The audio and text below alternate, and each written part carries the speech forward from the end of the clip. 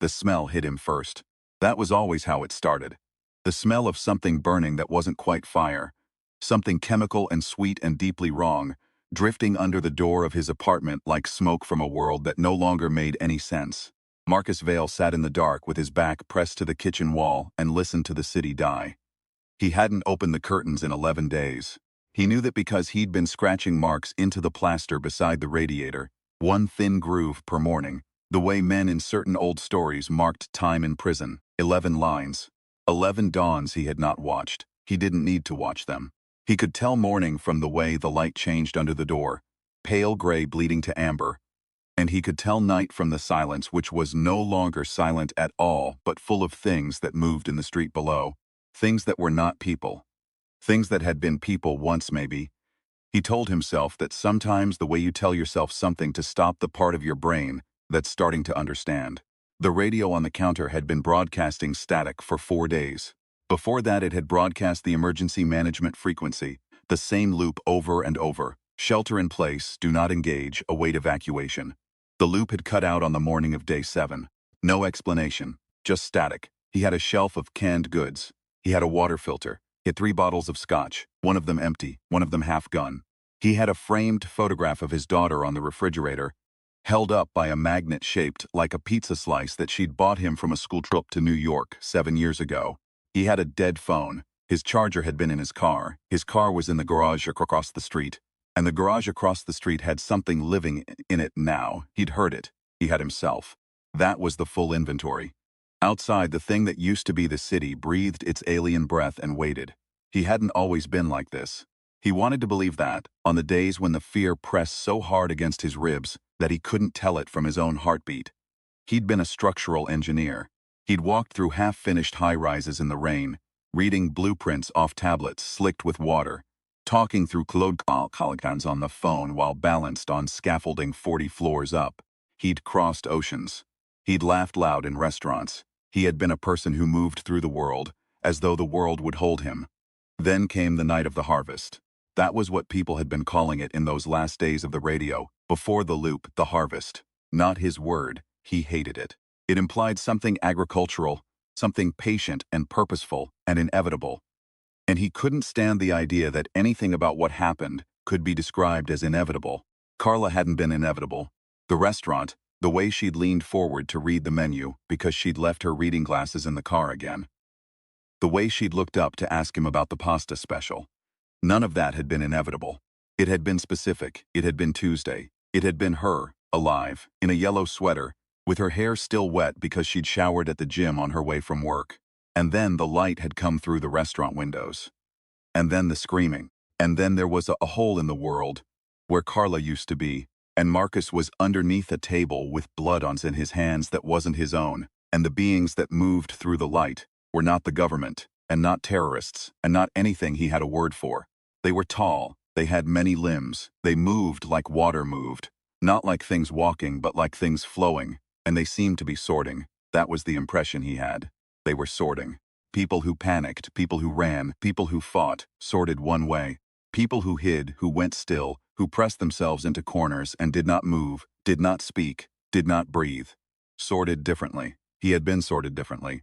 He didn't know if that meant he was alive or if it meant something else. He was still working that out. The first week after, he'd told himself it was temporary. He was practical. He was an engineer. He'd made a list: food, water, communications, egress routes. He'd identified the exits. He'd measured the risks. And then he'd sat down on the kitchen floor with his list in his hands. And he hadn't gotten up again for 2 days.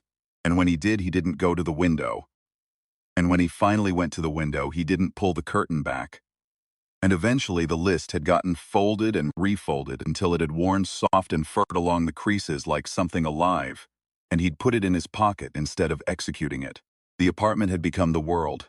The world had shrunk to the size of the apartment. These things had happened so gradually that he hadn't noticed them happening. The same way you don't notice a room getting dark until you try to read and realize the words have gone soft. On day 11, the thing under the door changed. He noticed it the way you notice something you've been not noticing, all at once with a lurch of attention. The light under the door was wrong. Not the wrong color, not the wrong brightness, but the wrong shape. It had a shadow in it. Something was on the other side. Marcus pulled his knees to his chest and watched the shadow. It didn't move. Just sat there at the base of the door, a small irregular darkness in the pale strip of light. He counted his own heartbeats. He got to 70 before he accepted that he was going to have to do something about this, because the thing that had kept him alive this long, the thing he'd been sorted for, was not bravery but clarity. Being honest with himself about what was happening, so he could make an actual decision instead of a panic. He got up.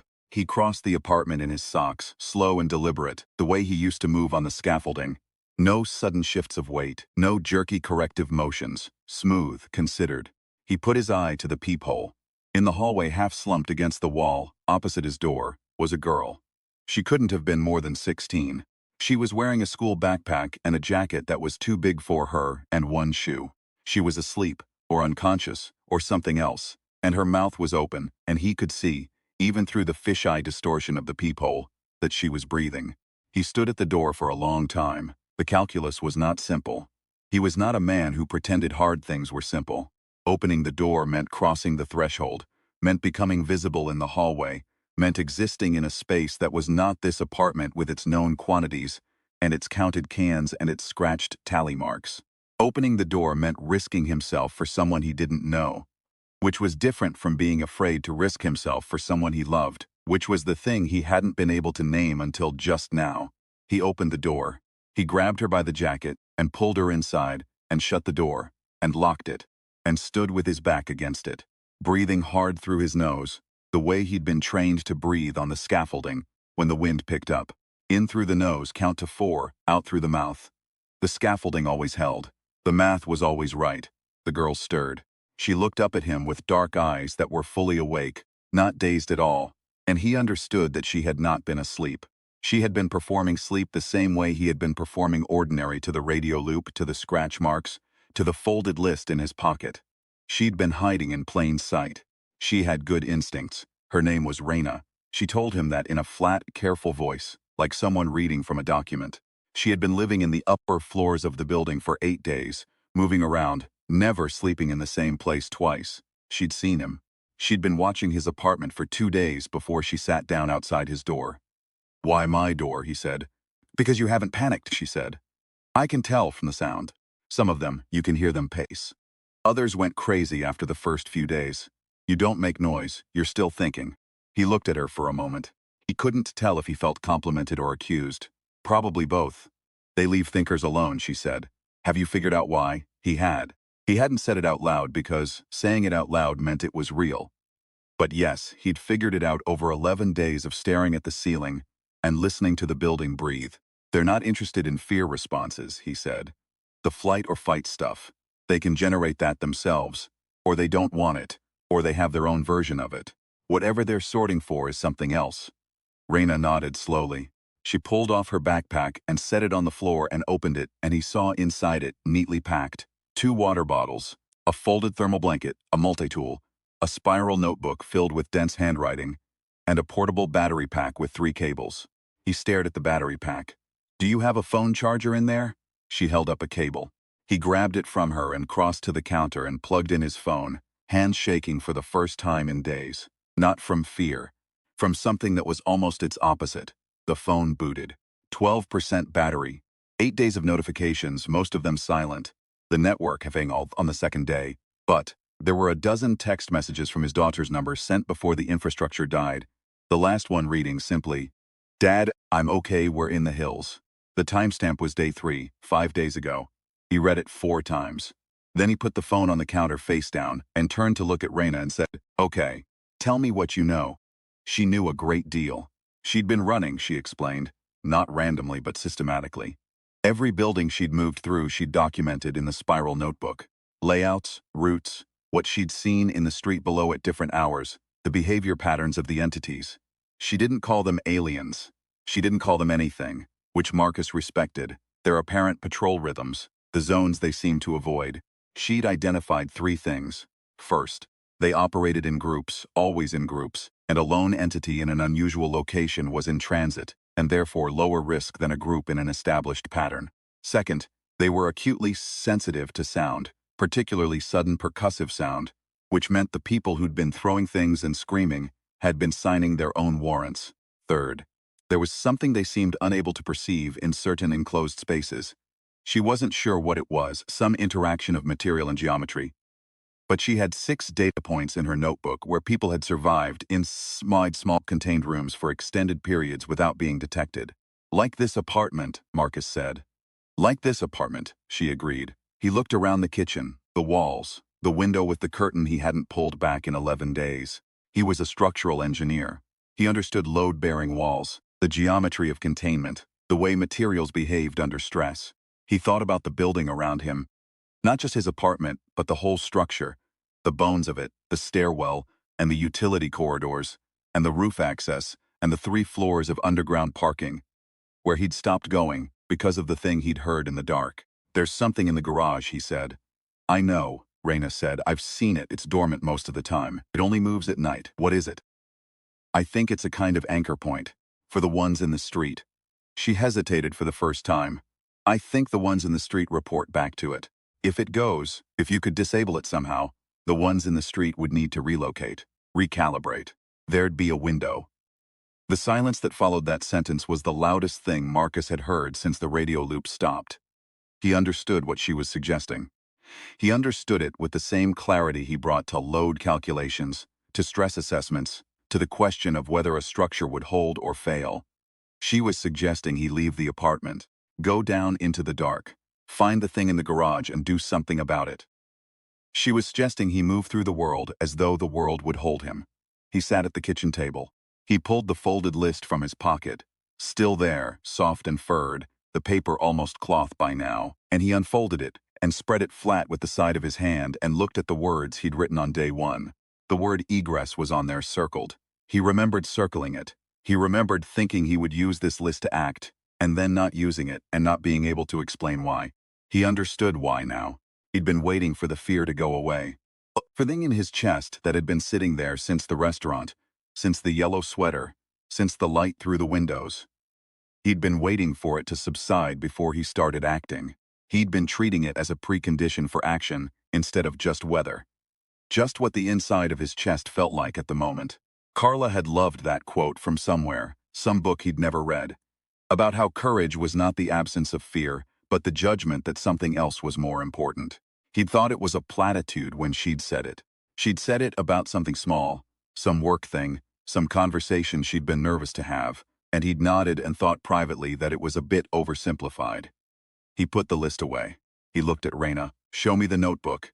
They spent 2 hours planning, not with the chaotic energy of desperation, but with the methodical focus of 2 people who understood that the plan had to be right, because there would not be a second attempt. Marcus asked questions. He checked her observations against his own knowledge of the building. He'd lived here for 9 years. He knew every utility access point, every maintenance corridor, every anomaly in the structure that the building manager had never gotten around to fixing. The elevator shaft that had been sealed after the cable inspection 3 years ago. The utility tunnel that connected the basement to the garage. They can't hear us, he said, but they respond to vibration. Different thing. Yes, I noticed that too. Concrete carries vibration very efficiently. He sketched a route on the back of his list. The tunnel is lined. Old rubber gaskets on the access points. I saw them when they were doing the cable work. Dampens transmission. If we go through the tunnel instead of the stairs, we might not register. She looked at the sketch. She looked at him. He could see her recalibrating the same way he had, updating the model with new information. He recognized it because he did it himself. That was the thing he realized. Neither of them was calm. They were both terrified. But they were also still thinking, and thinking was the thing. They ate. He made instant noodles on the electric burner, which he'd been rationing, and she accepted a bowl without being asked twice and ate it fast, the way someone eats when they're not sure when they'll eat again. He watched her eat and felt something shift in his chest that wasn't quite grief and wasn't quite relief. Something adjacent to both, some third thing he didn't have a word for yet. Your family, she said. It wasn't a question. My daughter, she's alive. Raina nodded. Your? He asked. My mom, she said. Sorted wrong. She said it very flat and clean, and he understood that this was the way she was carrying it. The same way he'd been carrying Carla, pressed flat and smooth so it didn't catch on anything, so it didn't slow you down. He didn't offer her a platitude. He refilled her bowl. She also told him something that he'd been circling around himself and hadn't yet put into words. About the looping. About the days that felt identical. Have you noticed, she said, that it's not just you. Every building I've been in, every person I've found who's still coherent, they all describe the same thing. Days that feel like the same day. The routines, the scratching marks on the wall, the radio loop. She looked at him steadily. I think it's deliberate. I think the broadcast from the anchor points does something to local temporal perception. Not actual time travel, just compression. Making you feel like nothing is moving, nothing is changing, so that you stop trying to change it. Marcus sat with that. He thought about the 11 lines scratched in his plaster, and how genuinely certain he had been, each day, that there was no hurry, that he had time, that the right move was to wait. He was not a person who waited easily, under normal circumstances. He did not recognize himself in the man who'd spent 11 days building a miniature world out of scratches and cans of soup. The signal mutes the sense of urgency, he said. Yes, I think so. The ones who panicked in the first hours, they were acting before the signal had time to work. And the ones who survived the first hours by hiding went still under the signal and stayed still. Most of them, she paused. I resisted it because I had to keep moving. Staying still anywhere for too long felt dangerous, so I kept the urgency alive by keeping myself in motion. I don't know if that was clever or just luck. Both, Marcus said. Usually both. He thought about Carla again, about the yellow sweater, about the terrible specific way she had died, which was not something he let himself think about in detail. Not because he was suppressing it, but because he understood that dwelling on it in detail would not help him, and would not help her, and would not help his daughter in the hills. And so he had learned to think about the yellow sweater, the reading glasses in the car, the way she'd looked up to ask him about the pasta special. The texture of her alive, not the mechanics of her gone. That was what he was carrying. Not the loss. The weight of the thing that was lost, which was different, was heavier and worth more. He'd carried it for 11 days without being crushed by it. He was beginning to think that was significant. They ate. He made instant noodles on the electric burner, which he'd been rationing, and she accepted a bowl without being asked twice and ate it fast. The way someone eats when they're not sure when they'll eat again. He watched her eat and felt something shift in his chest that wasn't quite grief and wasn't quite relief. Something adjacent to both. Some third thing he didn't have a word for yet. Marcus changed into dark clothing. He put on his work boots, steel-toed, the kind he wore on site. Because if it came to that, if it came to using his feet on something, he wanted the weight behind them. He put his phone in his breast pocket. He took the multi-tool from Raina's bag. He thought about taking the last bottle of Scotch and rejected the thought. And then reconsidered and put it in his jacket pocket, because there was a version of the plan where a chemical accelerant was useful, and he was an engineer and engineers liked having options. Raina put on her pack. She looked at him with those dark, fully awake eyes. If it goes wrong, she said. It won't, he said. She let him have it. She didn't push back, didn't ask him to be realistic, didn't point out the variables. She let him have it, and he was grateful for that. Not because he needed the false comfort, but because at that moment the thing he needed most was to behave as though the structure would hold. That was the first act of engineering, committing to the load. He opened the door. The hallway was empty and dim, the emergency lighting dropping a thin amber glow over scuffed linoleum, and Marcus stepped out of the apartment and did not die from it. That was the first thing. The second thing was that the fear didn't go away. It spiked, actually, his heart slamming against the inside of his chest, but it did not stop him. He moved to the stairwell, and he moved down. The tunnel access was in the sub-basement, behind a utility door that hadn't been opened in years, the handle stiff with disuse. He braced his shoulder against it and leaned and felt it give with a soft pop of the latch, no squeal, which was good. Inside it smelled of old rubber and concrete and the specific dead mineral smell of spaces that have no circulation. He could feel the rubber-gasketed walls under his hands as he moved through the dark. And they were warm, which was strange, and he filed that away. The tunnel bent twice, and then widened into a low concrete antechamber that opened onto the garage. Marcus stopped at the opening and held his breath and listened. Breathing, not his. Not Raina's, who was a foot behind him, and who had the discipline to be completely silent. Something else breathing. Slow and deep, with a slight asymmetry to the rhythm, 2 intakes for every exhale, like an organism that had 2 separate respiratory chambers. He could not see it. The garage was dark, only the faint red gleam of the parking authority signs on the far wall giving any light at all, and whatever was in here was darker than the dark around it. He could feel it, though. He had spent his career developing a sensitivity to load, the weight of things, the pressure of structures under stress, and what he felt in this room was something enormous, maintaining a precise stillness. Like a cable under tension, like a bearing wall carrying more than it should, and being very deliberate about not showing it. He reached into his pocket and took out the multi-tool. He thought about the structure. He thought about it the way he always thought about structures. Not the thing he could see, the surface, the facing materials, the aesthetic, but the thing underneath, the thing that carried the load. What was this entity anchored to? The review in his head. Magnetic fields, radio frequencies, something Reyna had said about dormancy, about anchor points. He thought about the parking level and its relationship to the levels above. He thought about the electrical conduits running through the concrete columns. He thought about what happened to a structure when you removed a load-bearing element. He didn't have the tools or the time for a proper assessment. He had a multi-tool and a bottle of scotch and 11 days of sitting in the dark doing nothing but thinking. And he had Reyna behind him with a spiral notebook full of observations that she'd collected by moving through danger and staying rigorous. And he had his daughter alive, in the hills 3 days ago, and no guarantee of anything more recent than that. He moved into the garage. He kept to the wall, the right wall, which his memory told him would take him past the electrical cabinets for the parking bay systems. The heavy conduit runs, the main distribution panel for the building's sublevels. He moved the way he'd moved on scaffolding in high wind. Slow, deliberate, weight distributed, no sudden action, no betrayal of the fear that was running loud and electric through every nerve in his body. The breathing thing did not move. He found the cabinet by touch, the familiar ridged steel of an industrial panel, the recessed handle, the soft click of the latch. Inside were rows of circuit breakers, a main isolator switch, and the heavy bundled conduit of the primary feed. He pulled out the multi-tool and opened the blade. He was not going to do what he had first thought of doing, which was stupid and probably lethal to himself. He was going to do something better. He was going to do the engineering thing. He paused with his hand on the cabinet door and listened to the thing breathe its two-chamber rhythm. It was not far. 20 feet? 30? In the total dark, it was difficult to judge.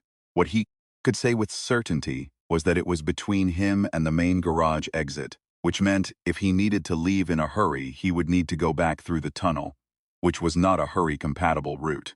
So he needed to not need to leave in a hurry. He needed this to work the first time.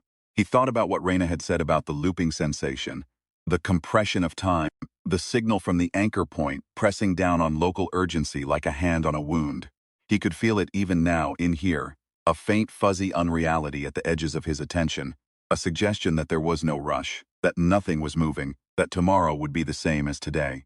He noted the sensation and he set it aside. He was an engineer, and he did not take instructions from a broadcast. He found the grounding bus bar. He found the conduit carrying the low-voltage telemetry lines, the building's sensor network, the parking management system, the electromagnetic coils in the floor that tracked vehicle positions. He traced the bundle with his fingers until he found the junction point, where it fed into the secondary conduit running up through the building. The thing in the garage breathed its two-breath rhythm and did not move. He worked by feel. There was no other option. His hands knew this kind of work. They'd been doing it longer than any other part of him. That proprioceptive memory of hardware and circuitry that lives in the fingers independently of the brain. He found the junction connector. He found the secondary line. He did not cut it. He rerouted it. He was an engineer. Destruction was not the first tool he reached for. The first tool was redirection. Take the load and give it somewhere else to go. The telemetry lines were carrying signals out, broadcasting something into the electromagnetic environment of the garage. Something this entity was anchored to. He rerouted those lines to the grounding bus, shunted the signal to Earth. The broadcast would not stop. It would redirect, go down into the ground, dissipate, become noise. He clicked the cabinet shut. He waited. For 6 seconds, nothing happened. Then the breathing changed. The asymmetric rhythm wavered. Both chambers pulling at once, a sharp double intake, like surprise, like recalibration. The enormous stillness in the dark room shifted, and Marcus pressed himself into the wall and felt the air move, the way air moves, when something very large changes direction. A slow pressure wave rolling through the garage like the bow wave of a ship. The red signs went out. In the total dark, the entity moved. He could hear it flowing. That was the word he'd used in his mind since the restaurant. flowing like water through a shape it had made for itself. It moved past him at a distance he judged at 20 feet, possibly less, and he pressed himself flat against the wall and felt the multi-tool in his fist and did not breathe, did not make sound, made himself into a structural element, a part of the building, load-bearing and still. It left through the main garage exit. The roll door hadn't opened, there was no mechanical sound, but somehow it was gone, and the garage was just a garage again, cold concrete and the smell of old oil and the flat dead smell of dust. Raina put her hand on his arm in the dark. They stood like that for a moment. Then he said quietly, "We should move." The window was real. Whatever recalibration was happening in the entity network above them, and he believed it was happening, believed Raina's model, believed the notebook. It was happening now, and the window would close, and they needed to be out of the building before it did. He knew the route, he'd sketched it on the list. Left out the tunnel, across the lower parking level, the maintenance exit to the service alley on the west side of the building, which would put them a block from the main street and 3 blocks from the parking garage where his car was, had been, might still be. They moved. The maintenance exit opened onto cold air, and he breathed it in, the first real outside air he'd had in 11 days. And it tasted like November and concrete and the faint chemical sweetness of whatever the entities breathed out. But under all that, it tasted like air, moving air, air that hadn't been recycled through a sealed apartment for a week and a half. And he stood in the service alley for 1 second and just breathed it. Then he looked up. Above the roofline of the building across the alley, the sky was doing something. Not the sky itself, but something in it. 3 or 4 of the entities moving in that flowing way through the upper air. Not walking, not flying exactly, flowing upward at a shallow angle like they were following the gradient of something invisible. Moving away from this block, recalibrating, looking for the signal that was no longer here. Now, Raina said, they ran, not in panic. He'd been afraid for a long time that if he ever started running again, he'd be running in panic, the stupid lurching animal sprint of a person who has stopped thinking. But this was not that. This was the run of a person who has assessed the situation and determined that speed is the correct application of effort, who knows the route, who has a destination. He ran the way he'd moved on the scaffolding, committed, deliberate, trusting the structure. 3 blocks. The entities above were moving west and he was moving east, and the street was empty in the way. Streets are empty after rain. Everything clean and still and slightly unreal. No bodies. He'd been afraid there would be bodies. Whatever they'd done with the people they'd sorted, and he wasn't going to think about that now, couldn't afford to. They hadn't left them here. The garage. His car. He hadn't been inside it for 11 days, and it started on the second try, the engine turning over with that rough cough of a vehicle that's been sitting in cold, and he pulled out of the space and drove without headlights, because he was an engineer, and engineers thought about visibility and what it meant to be visible. Raina navigated. She had the city in her head the way she had the building in her notebook. Systematic, annotated, with notes on what she'd seen and what she inferred. She took him through back streets and service roads, and twice through the gap between 2 buildings, where something that had been a fence was now just a gap, and the city slid past the windows like a dark aquarium. In the hills, the checkpoints were human. He hadn't been sure they would be. Part of him had spent 11 days constructing scenarios in which there were no checkpoints, no organized response, nothing left of the functioning world.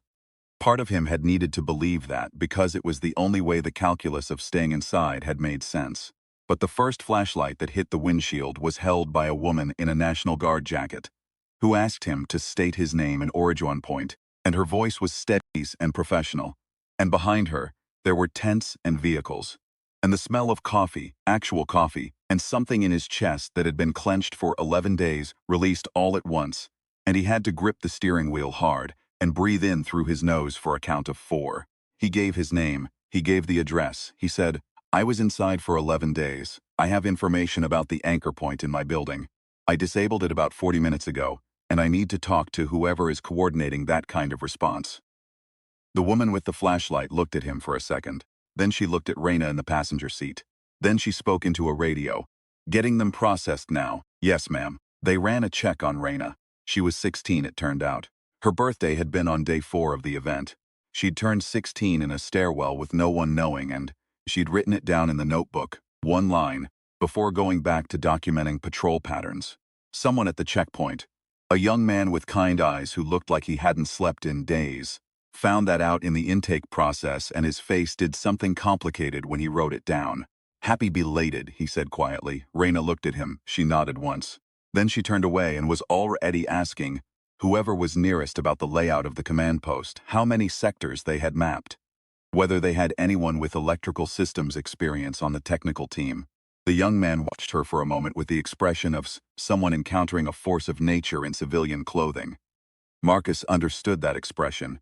He had developed it himself in the last several hours. Someone found him a cot. Someone gave him a blanket that smelled of industrial detergent, and he wrapped it around his shoulders and sat on the cot and pulled his phone out of his breast pocket. 31% battery now. Reyna's pack had given it enough. He found the last text from his daughter and he typed, "I'm out, heading to Hills. Looking for you." He sent it not knowing if the network was functional enough to carry it. He sent it anyway, because an engineer does not wait for perfect conditions to apply load. You test the structure. You trust the math. He looked out through the tent opening at the dark sky, where occasionally something vast moved at the edge of perception. Not the frantic movement of the sorting night, but something slower, more considered. The motion of things that were still adjusting to a world that had not fully cooperated with their expectations.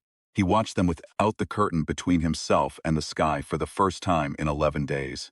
And he was afraid, and he was also very much awake, which he was beginning to understand were not opposing states. Reyna appeared at the tent entrance. She had a mug of something and she held it out to him and he took it. It was instant coffee, overbrewed, terrible. He drank it. "Your notebook," he said. "They're going to want it." "I know. I already talked to someone." She paused. "They want to talk to you too. About what you did in the garage. I just rerouted a grounding bus. I know what you did. I'm telling you they'll want to hear about it." She looked out at the sky with him, standing next to the tent opening in her too big jacket and her one shoe. There are more of those anchor points. Around the city, maybe more than they know about. He turned that over. Thought about what rerouting the first one had done. The window it had opened. The disorientation it had caused in the entities on his block. The precious minutes it had bought. Thought about a systematic effort, organized, engineered. Not blowing things up, not fighting, not panic. Something more precise than that. The removal of load-bearing elements from a structure you wanted to bring down. "We'd need a team," he said. "People who understand electrical systems, structural assessment, methodical." "I know some people," Reyna said. "Well, I have notes on some people. 3 buildings over, 7th floor, there's a woman who's been running a quiet radio on backup power for 8 days. She hasn't been found either. I think she's worth talking to." He looked at the girl in the too big jacket, with her notebook full of careful observation and her 16-year birthday spent in a stairwell, and her dead mother folded flat so it wouldn't slow her down, and he thought about what it was that the entities had been sorting for, that night in the restaurant, all those nights since. What they'd been looking for and apparently finding so rare it was worth cataloging. Not bravery, not aggression, not the dramatic things the movies always suggested, were the special human quality that would save everyone. Just this. The capacity to keep thinking under unbearable pressure, to be afraid and also rigorous, to make a model of the world from available data and then update the model when new data arrived, to keep the notebook, to reroute instead of destroy, to open the door. The entities had been sorting for it because they didn't have it themselves. He was increasingly sure of that. Their behavior was too pattern-locked, too systematic. They'd designed an approach, and they were executing it. And the approach worked on most things. And what they hadn't modeled adequately was the subset of the organism that would spend 11 days in a dark apartment, working up the nerve to do something neither brave nor foolish, but simply correct. His phone vibrated. He looked down at it. The network was down. The network had been down for days. But sometimes in the early hours, some fragment of infrastructure clung on, and his daughter had clearly found one of those fragments, because the message that came through was 4 characters long. "Here." He stood up. He drank the rest of the terrible coffee. He put the phone in his breast pocket, where it was warm and close, and he felt it against his sternum with every breath, and he went to find whoever was in charge of the planning table. The person with the maps and the tactical overlays, and the questions about what he'd done in the garage. Reyna fell into step beside him. The sky was doing something, to the east, that might have been false dawn, or might have been something else entirely. Some light the entities threw off when they congregated, and it was orange, and cold and beautiful in the specific way that frightening things can be beautiful when you're still alive to see them. He walked toward it, not because the fear had gone, but because something else had become more important than the fear. And he was an engineer, and he understood load-bearing, and he understood that some loads you carry, not because they're light, but because you're the right shape for them. He walked toward it, and the structure held.